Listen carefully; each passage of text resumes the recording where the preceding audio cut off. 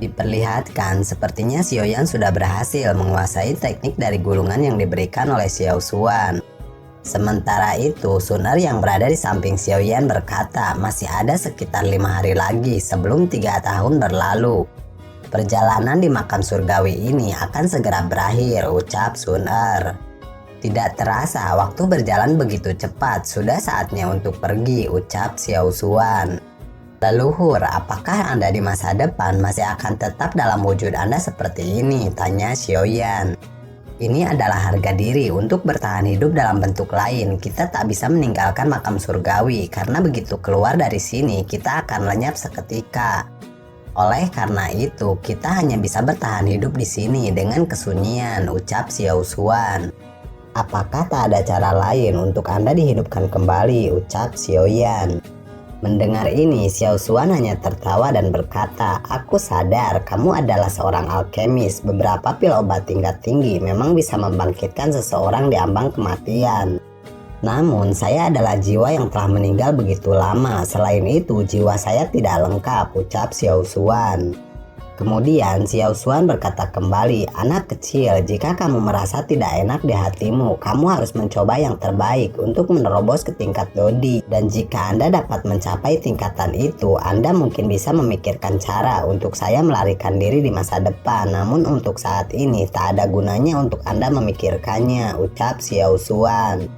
Dan alasan mengapa saya masih bertahan di kesunyian ini dan tetap berada di sini bukanlah alih-alih ingin dihidupkan kembali. Namun semua ini karena aku berharap bisa menurunkan garis keturunan klan Xiao. Saya tak ingin kekuatan garis keturunan klan Xiao terus terkubur di makam ini bersama denganku, ucap Xiao Xuan. Mendengar ini, kemudian Xiaoyan berkata, leluhur, tolong yakinlah saya akan kembali setelah saya mencapai kelas doseng di masa depan, ucap Xiaoyan. Tak lama kemudian, Xiaoyan melihat sebuah cahaya yang keluar dari sebuah giok. Itu ternyata adalah Ratu Serangga Depuring kuno yang kekuatannya setara dengan seseorang di tingkatan Banseng. Larangan Ratu Serangga kelas Banseng, wajah Xiaoyan sedikit mengerut ketika mendengarnya. Tidak heran Serangga Depuring kuno semakin menggila setelah kita keluar dari dinding kristal sebelumnya. Rupanya mereka telah mengetahui Xiaoyan Gege membawanya, ucap Sun Er.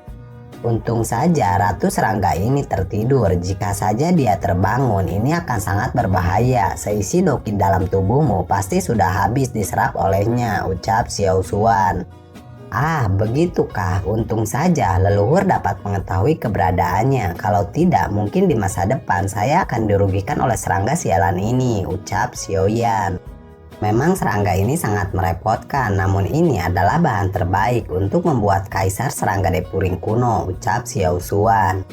Apa? Kaisar serangga Depuring kuno? Xiaoyan sedikit keheranan dengan nama tersebut. Kemudian Xiao Xuan menjelaskan, kaisar serangga kuno adalah sebuah teknik doskill. Setelah disempurnakan, itu akan membentuk baju besi yang menutupi tubuh seseorang. Dan benda ini adalah benda yang paling populer di zaman kuno. Berdasarkan sepengetahuan saya, kamu dapat menahan serangan dari elit Banseng tanpa terluka sedikit pun jika menggunakannya, ucap Xiao Xuan. Saya sudah memiliki armor kuno naga poini. Jika armor serangga kuno ini ditambahkan di dalamnya, kemungkinan armor saya bisa bertahan dari serangan doseng, bukan? Tanya Xiaoyan. Xiao Xuan hanya tersenyum dan berkata, serahkan ini kepadaku, biar aku yang urus. Anda luangkan sisa waktu Anda di sini untuk mengurus hal lain, ucap Xiao Xuan. Mengurus hal apa maksud Anda? Ucap Xiaoyan. Bunuhlah kedua orang dari klan Hun itu, mereka sangat berbahaya. Sepertinya di masa depan jika mereka dibiarkan akan mengakibatkan kehancuran untuk kita semua, ucap Xiao Xuan. Aku juga bermaksud demikian, namun mereka sekarang bersembunyi. Saya tidak bisa mendeteksi di mana keberadaan mereka berdua, ucap Xiaoyan. Jangan khawatir, selama mereka masih di makam ini, tak ada yang bisa lepas dari pengawasan saya, ucap Xiao Xuan. Sementara itu, di sisi lain terlihat Hun Li dan Hun Ya sedang berbincang. Mereka sedang merencanakan sesuatu setelah keluar dari makam surgawi ini. Namun tiba-tiba tawa lepas terdengar dan ternyata itu adalah Xiaoyan yang telah mengetahui keberadaan mereka dari Xiao Xuan. Xiaoyan, apa yang kamu lakukan di sini? Ucap Hun Li dan Hun Ya. Sudah 2 tahun kita tidak bertemu, sepertinya kalian masih begitu-begitu saja dan tidak mengalami kemajuan, ucap Sun Er. Sementara Sun Er berbicara, Xiaoyan yang berada di sampingnya hanya tersenyum sinis kepada keduanya. Melihat ini, Hunya sangat geram. Kemudian dia berkata, "Xiaoyan, Anda seharusnya tak sombong seperti itu. Bahkan jika kami tak bisa menyingkirkan Anda di makam surgawi ini, cepat atau lambat Anda akan menjadi tunawisma setelah meninggalkan tempat ini," ucap Hunya. Xiaoyan hanya tertawa dan berkata, "Karena itu masalahnya, saya harus membuat kalian berdua tetap dikubur di sini selamanya. Saya pikir mengingat kekuatan Anda berdua, Anda bisa menjadi badan energi di sini dan menikmati hidup kalian setelah mati di sini," ucap Xiaoyan. "Sialan, beraninya kau menghina kami. Kamu terlalu percaya diri bisa melakukannya dengan mudah," ucap Hunli. "Ah, kalau begitu, mari kita coba saja," ucap Xiaoyan. "Dasar sampah klan Xiao, hanya mengandalkan wanita saja. Kau sudah sombong sampai sebegitunya. Jika Sun Er tak ikut campur, kau sudah mati beberapa kali di makam ini," ucap Hunli. "Sudahlah, mari kita menghindar. Jangan terpancing, keadaan kita sedang tak memungkinkan," ucap Hunya. Namun di saat Hunya akan melarikan diri, Sun Er sudah menghadangnya. Raut wajah Hunya semakin suram ketika melihat aura membunuh yang besar dari Sun Er. Kemudian Hunya mencoba kabur ke sisi lainnya dan Xiaoyan dengan cepat sudah menghadang. Hunya semakin suram ketika melihat Xiaoyan sudah berada di bintang 8 Dozun. Apalagi terlihat Xiaoyan menggunakan tato klan Xiao. Semua itu tak bisa dipercaya oleh Hunya.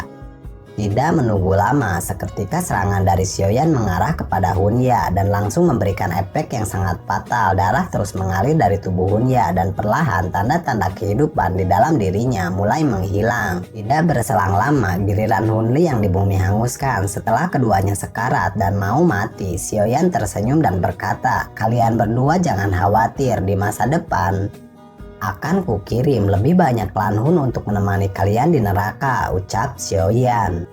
Kemudian setelah menyelesaikan misi, Xiaoyan dan Sun Er kembali ke tempat Xiao Xuan.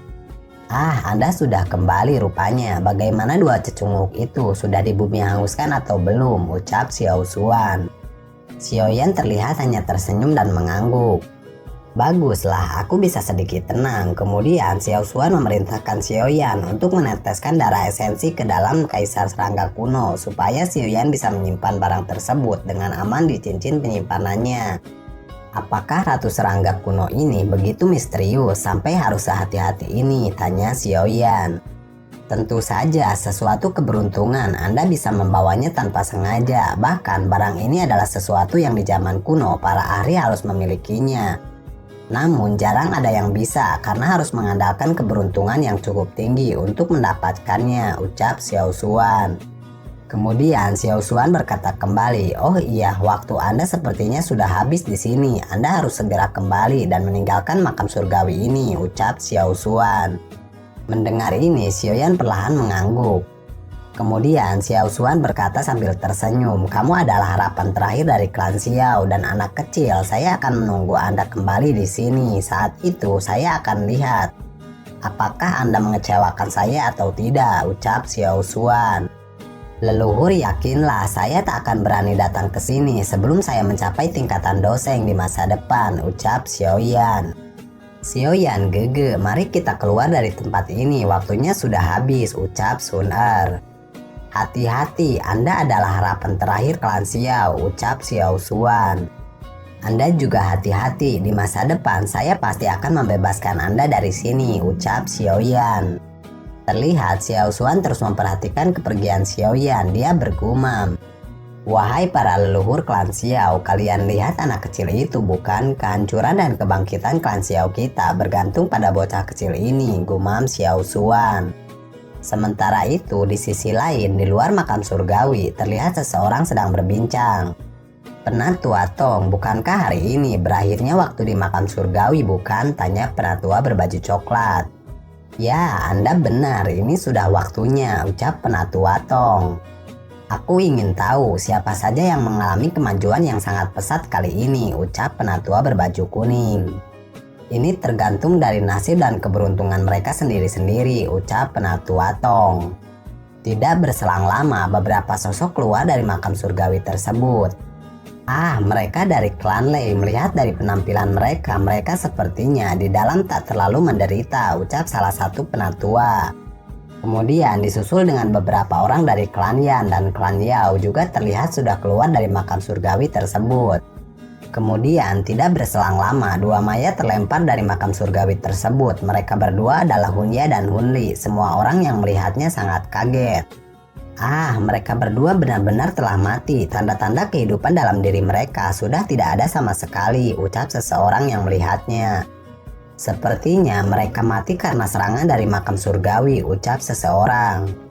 Kurasa kematian keduanya tidak sesederhana itu, gumam Husuan. Apakah maksudmu, ucap Huji. Kedua orang ini dari awal memasuki makam surgawi, mereka terus merencanakan sesuatu dan mencoba membunuh Xiaoyan. Dan sebelum kita berkumpul, mereka juga sempat beradu pukulan dengan Xiaoyan dan Sun Er, ucap Husuan. Apakah kamu berpikir Xiaoyan dan Sun Er yang telah membunuh mereka berdua? Kukira ini tidak masuk akal. Jika Hunli dan Hunya bekerja sama, takkan sulit bagi mereka untuk kabur. Meskipun Sun Er sangat kuat, namun mustahil keduanya tak bisa melarikan diri, ucap Huji. Ya sudahlah, siapapun pelakunya, kedua orang ini bukanlah karakter yang baik, jadi sudah sepantasnya mereka mati, ucap Husuan. Kemudian kelompok Buking yang juga keluar dari makam surgawi tersebut. Mereka juga kaget saat melihat mayat Hunli dan Hunya. Siapa karakter yang lebih kejam daripada mereka dan telah menghabisi mereka berdua yang sangat kejam ini, ucap Bu Hua. Penatua Xiao Xuan tak menyerang waktu itu, mengingat karakternya. Jika dia menyerang kedua orang ini, sama saja menghinakan dirinya sendiri. Ini tak mungkin kalau Xiao Xuan yang melakukannya. Namun kemungkinan terbesar orang yang bisa melakukan ini hanya Sun Er dan Xiaoyan, gumam Gujen. Aku tahu, namun kau juga mesti tahu, Hunli dan Hunya bukanlah orang sembarangan. Meskipun Sun Er kuat, akan mudah jika mereka melarikan diri di waktu-waktu yang terdesak, ucap Qing Yang. Sementara orang-orang sedang berbincang, terlihat Xiaoyan dan Sun Er keluar dari makam surgawi tersebut. Aura Xiaoyan semakin dirasa melonjak tinggi. Beberapa orang terlihat bergumam, jika aura ini benar-benar milik Xiaoyan, pantas saja jika dia bisa membunuh Hunya dan Hunli. Terlihat Penatua Tong dan yang lainnya segera menyambut Sun Er. Apakah aura ini berasal dari Xiaoyan? Terlihat Penatua Tong sepertinya sangat terkejut dengan perkembangan yang dialami oleh Xiaoyan. Ya memang, kurasa kekuatannya meningkat 3 bintang. Ini kemajuan yang sangat luar biasa, ucap penatua di samping Penatua Tong. Mungkinkah perkembangan ini berkat dari makam Xiao Xuan yang ada di dalam makam surgawi tersebut, gumam Penatua Tong. Sementara itu, Xiaoyan dan Sun Er juga sedikit tertegun ketika melihat mayat Hunli dan Hunya. Dalam hati mereka, mereka tidak menyangka bahkan mayat Hunya dan Hunli dilemparkan dari dalam makam surgawi. Terlihat Husuan mendekati Xiaoyan. Dia tertawa dan berkata, "Xiaoyan, perkembangan Anda sangat luar biasa hanya dengan 2 tahun ini," ucap Husuan. "Saudara Husuan, Anda juga sudah meningkat pesat," ucap Xiaoyan. Bagaimana bisa dibandingkan dengan Anda," ucap Husuan. Selamat Xiaoyan. Terlihat kelompok Buking yang juga menghampiri Xiaoyan dan memberikan selamat atas kemajuan pesat Xiaoyan. Mereka berdua benar-benar sial dengan berurusan dengan Xiaoyan. Terlihat Qing Yang bergumam sambil melirik kedua mayat tersebut. Mereka berdua yang mencari kematiannya sendiri, ucap Xiaoyan bergumam dengan lembut. Ya, namun kamu harus berhati-hati jika pihak klan Hun mengetahui ini semua. Ini akan menjadi berbahaya, ucap Qing Yang. Tak lama kemudian muncul 2 sosok hitam. Mereka sangat terkejut ketika melihat 2 mayat. Itu adalah Hunya dan Hunli. Hunya, Hunli. 2 sosok tersebut terlihat sangat murka. Dia melihat ke arah Xiaoyan. Mereka menyadari Hunya dan Hunli memang bermaksud membunuh Xiaoyan. Namun siapa yang menduga malah mereka yang mati.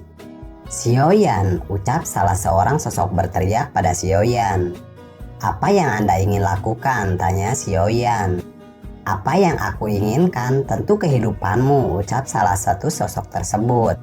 Lalu tidak menunggu lama, sebuah rantai kemudian segera mengarah kepada Xiaoyan. Namun dengan mudah Xiaoyan dapat menangkisnya.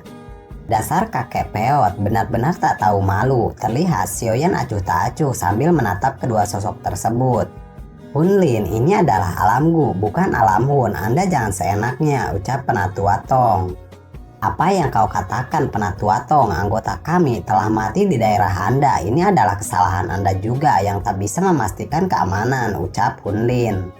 Xiaoyan, Anda harus ikut dengan kami ke klan Hun. Jika Anda tidak bersalah, Anda tidak usah khawatir. Kami tak akan mempersulit Anda, ucap Hunlin. Mendengar ini, Xiaoyan hanya tertawa dan berkata, tidak masuk akal sekali omongan kalian, ucap Xiaoyan. Tuan Hunlin, makam surgawi memiliki banyak rintangan berbahaya. Banyak orang di sana yang mati akibat kelalaiannya sendiri. Lagian tak ada bukti kalau Xiaoyan Gege yang melakukannya. Anda jangan sembarangan, ucap Sun Er. Hunlin dan sosok satunya hanya terdiam. Mereka memang tak bisa memaksakan kehendak mereka di alamku karena ini akan berbalik bahaya jika mereka memaksanya. Kemudian Hunlin berkata, Xiaoyan, ingat, jangan senang dulu. Setelah Anda keluar dari wilayah klanku, saya akan mengejar Anda hingga kemanapun untuk bertanggung jawab atas kematian Hunli dan Hunya, ucap Hunlin. Tentu saja saya akan mengingat omongan kalian berdua, ucap Xiaoyan. Xiaoyan kemudian melihat sekeliling gunung di sana. Xiaoyan tak melihat Xiao Yixian dan yang lainnya ada di sana. Dia kemudian mulai bergumam. Mungkinkah sesuatu terjadi pada pavilion paling star? Karena kalau tidak mungkin Xiao Yixian dan yang lain pergi begitu saja dan tak menunggunya, gumam Xiaoyan. Sementara itu, Penatua Tong menghampiri Sun Er dan berkata, apakah Anda baik-baik saja? Tanya Penatua Tong. Sun Er hanya menggelengkan kepalanya. Kemudian Xiaoyan berkata, Penatua Tong, bolehkah saya tahu sesuatu? Di mana Xiao Yixian dan yang lainnya? Tanya Xiaoyan. Mereka pergi. Setelah 3 bulan Anda memasuki makam surgawi. Kemungkinan mereka kembali ke pavilion paling star. Namun mereka tak menjelaskan alasan mereka kembali, ucap Penatua Tong. Sepertinya memang ada sesuatu yang telah terjadi. Saya tidak bisa tinggal lama lagi di sini. Sun Er, apakah Anda ingin ikut bersama saya? Tanya Xiaoyan. Nona Sun Er, saya harap Anda jangan kemana-mana. Ada sesuatu yang terjadi akhir-akhir ini di klanku, ucap Penatua Tong. Apa? Masalah apa yang terjadi pada klanku? Ucap Sun Er. Kemudian Penatua Tong segera menjelaskan, Alam Ling tiba-tiba hilang, ucap Penatua Tong. Apa? Pantas saja tak ada perwakilan dari klan Ling yang memasuki makam surgawi. Terjadi sesuatu pada klan tersebut rupanya, ucap Sun Er.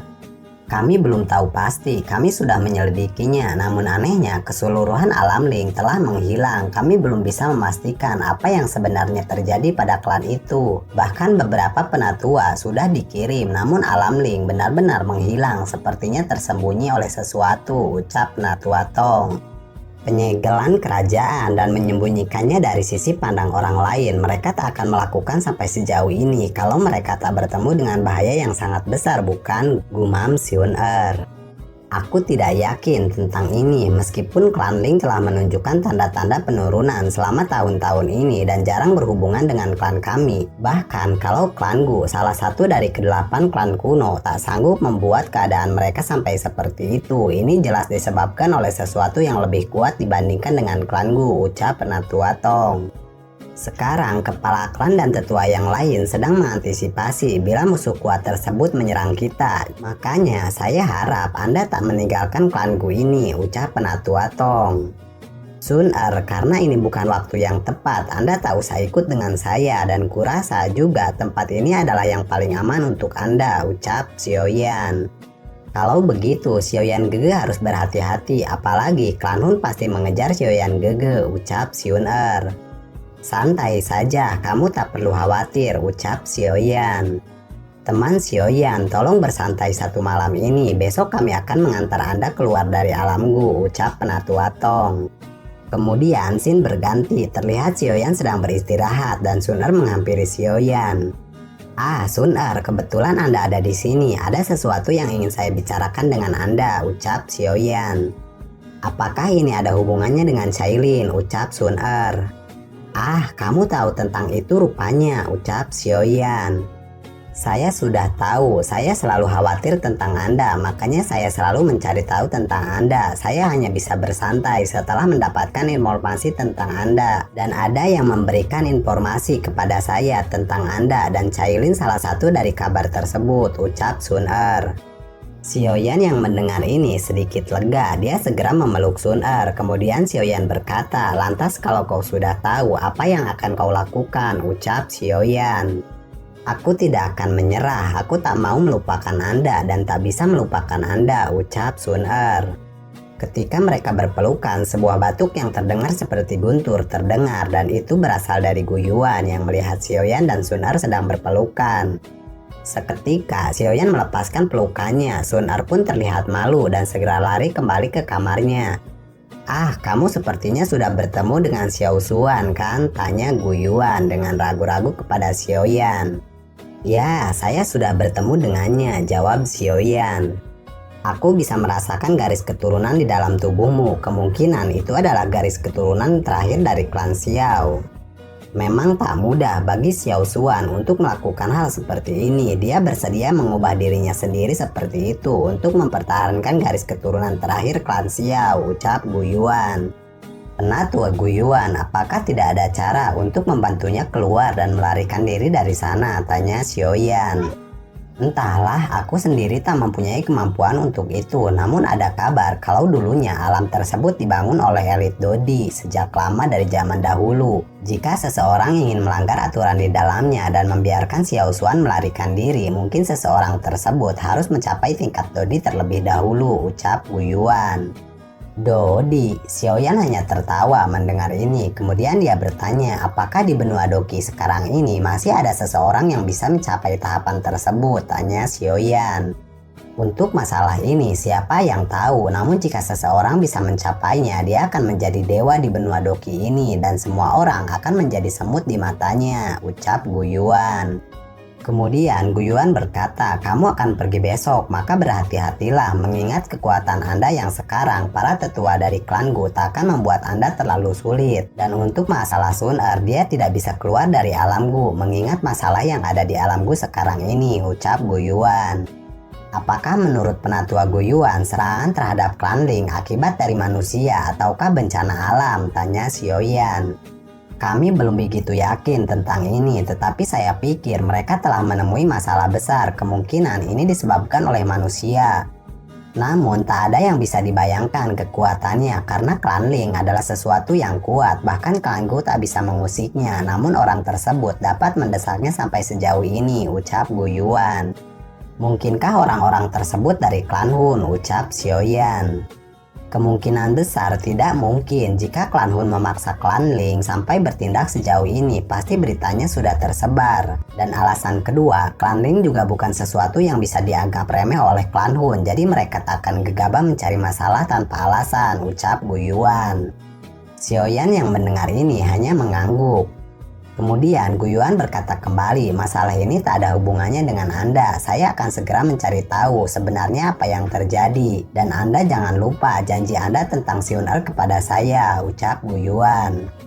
Xiaoyan sedikit malu ketika membahas ini. Dia pun kemudian mengangguk.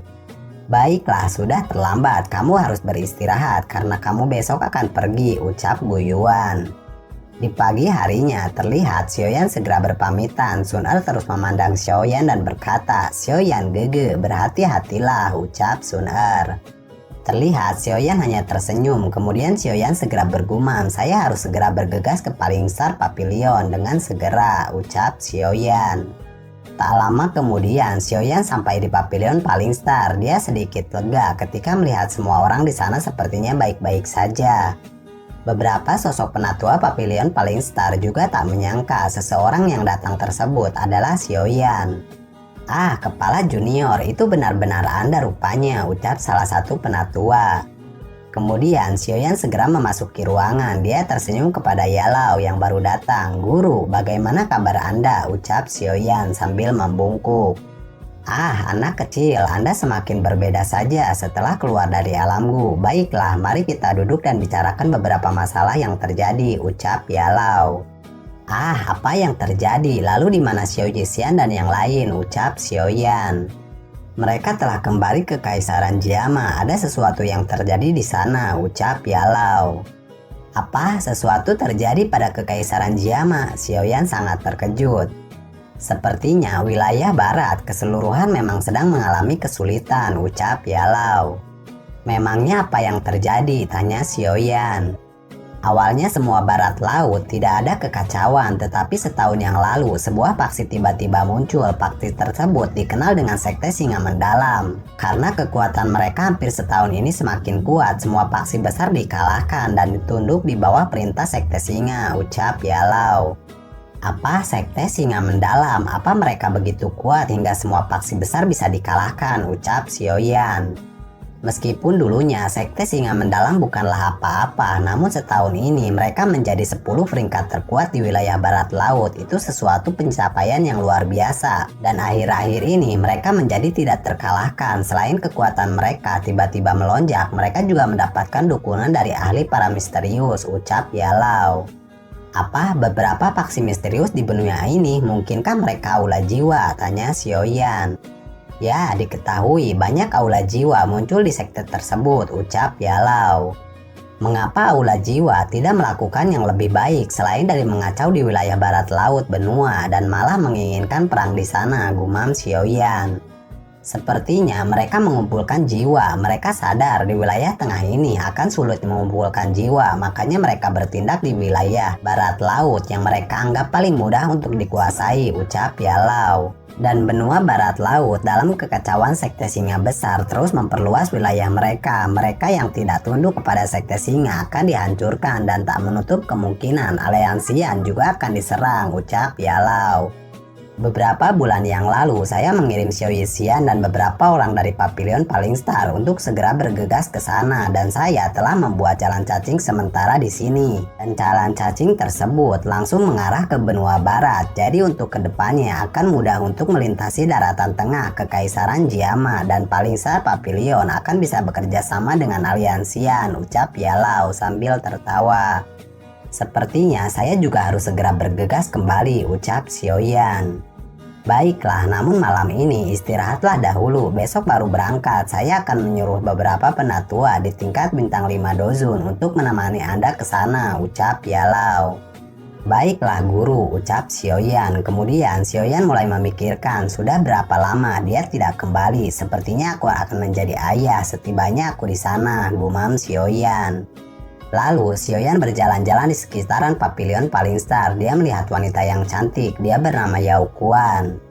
Wanita di samping Yao Kuan juga terlihat menggoda Yao Kuan karena terlihat Yao Kuan terus memandangi Xiaoyan.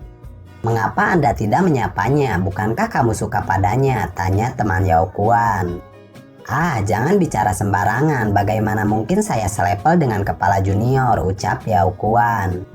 Anda juga kan seseorang yang sangat jenius di Paling Star Pavilion ini. Setidaknya coba dulu, jangan menyerah, ucap temannya. Kemudian terlihat Yao Kuan memberanikan diri dan bertanya pada Xiaoyan. Kepala junior Pavilion Paling Star, bisakah Anda memberikan saya beberapa petunjuk? Ucap Yao Kuan. Petunjuk? Apa maksudmu di bidang alkemis? Coba perlihatkan dulu kemampuanmu, ucap Xiaoyan. Kemudian Yao Kuan menunjukkan keahliannya. Xiaoyan terlihat sangat tertegun dengan bakat wanita tersebut. Kemudian dia berkata, maukah kamu menjadi murid saya? Ucap Xiaoyan.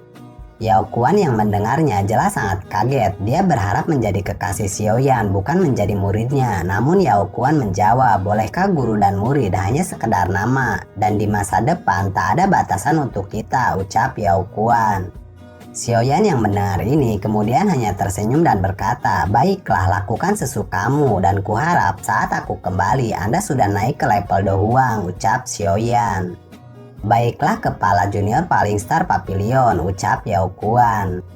Bukankah kita sudah resmi? Mengapa kamu masih memanggilku dengan nama itu? Tanya Xiaoyan.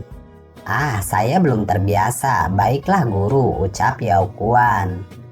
Kemudian keesokan harinya Xiaoyan kembali menemui Yalao. Terlihat lubang cacing sementara sudah jadi. Beberapa penatua juga terlihat bersiap menemani Xiaoyan. Apakah kau menerimanya menjadi murid? Tanya Yalao. Ya, bakatnya sangat luar biasa, ucap Xiaoyan. Yalau hanya tertawa, kemudian dia berkata, lubang cacing sudah jadi, Anda tinggal berangkat sekarang, ucap Yalau. Baiklah guru, saya akan berangkat sekarang. Terlihat Xiaoyan dan yang lain mulai memasuki jalan cacing tersebut. Xiaoyan bergumam, kakak pertama, kakak kedua, Cailin, aku segera kembali, gumam Xiaoyan.